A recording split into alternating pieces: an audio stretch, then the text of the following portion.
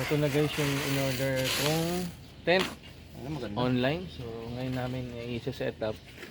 Kailangan apat kami para pala yung ano niya, track to. Ngayon namin makikita yung quality niya.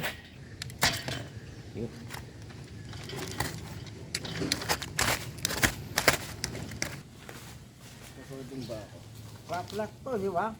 Hindi na natin maaabot 'yan pag nasa taas na.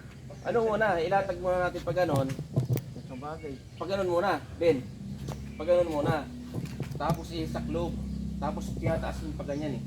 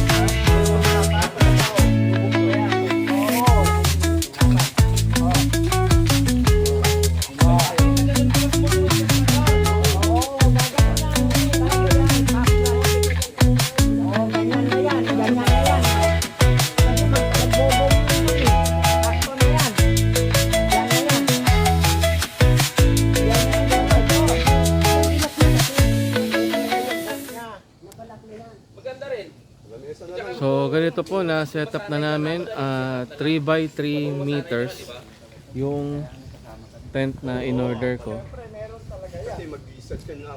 Maganda yung quality nung brace niya. Ito. Mabigat siya, solid siya.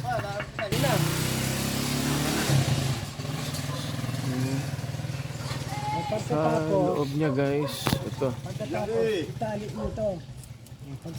Madali lang siya i-set up pero kailangan apat talaga kasi pag bino ka sabay-sabay kasi nakakatakot kung mauna isa baka mapunit yun sa trapal. So siguro gamitin ko muna to after a month o after nitong tag-ulan magpapalit tayo ng pinaka ano niya, lona, yung may mas makapal dyan. Maghahanap tayo. So, hanggang dito na lang. Set up na po namin yung tent na in-order ko online 3x3. So far, okay yung braces, matibay.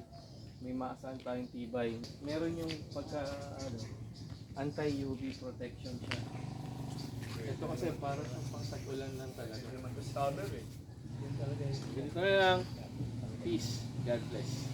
Pala sa mga masasipag nating mga tropa dito sa subdivision namin. Lagi sila nandyan. Kaya nabuo yung pag-assemble ng tent.